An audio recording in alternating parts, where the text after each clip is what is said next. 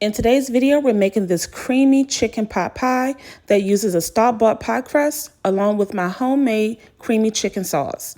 Stay tuned to get the full recipe. You're going to use one chicken breast that's cut into chunks, and you want to season it with some chicken powder, all-purpose seasoning, and some black pepper. Give it a good mix, and your chunks should be this size. While your chicken marinates for just a few minutes, go ahead and get your potatoes started by adding some oil to a skillet and put your diced potatoes in the skillet. I use 2 small potatoes for this recipe. You just want to add a little salt to the potatoes because we're going to ramp up all the flavors later. Go ahead and add some water to cook our potatoes, bringing it to a boil. And while the potatoes are boiling, let's go ahead and use this small 6-inch round baking dish to put our store-bought pie crust into the dish. Now you want to fit it into there the best way you can. You don't need to do anything fancy. Remove any excess crust and prick some holes into the crust to prevent air pockets from forming. Go ahead and put it in the oven for about 10 minutes on 400 degrees.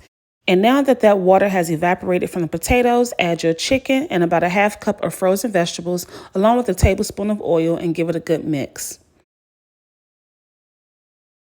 Remove your pie crust from the oven and set that aside. It should be nice and lightly golden, not too dark.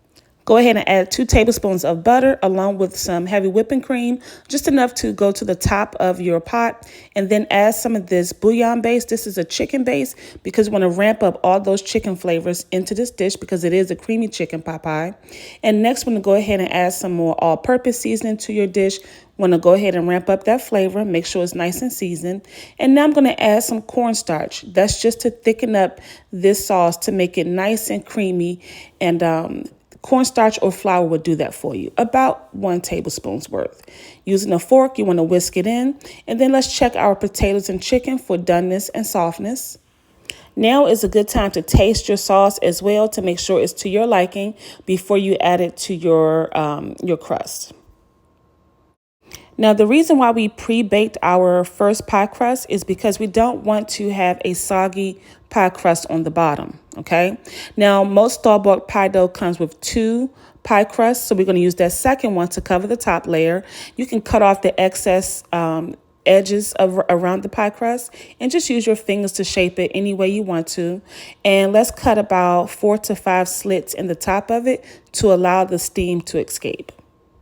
Your oven should be set to 400 degrees, and since everything in this pie is already pre-cooked, all you need to do is make sure that the top crust gets nice and golden. This next step is completely optional, but I do enjoy a buttery crust, so I add some butter to the top layer of crust when it comes out of the oven. And then I go ahead and I use a spoon to break into it. Now, I'm checking to make sure that I've maintained that creaminess, but also I'm going to show you here in a little bit how that bottom crust remained nice and flaky and never got soggy during the baking process. You'll see here in a second.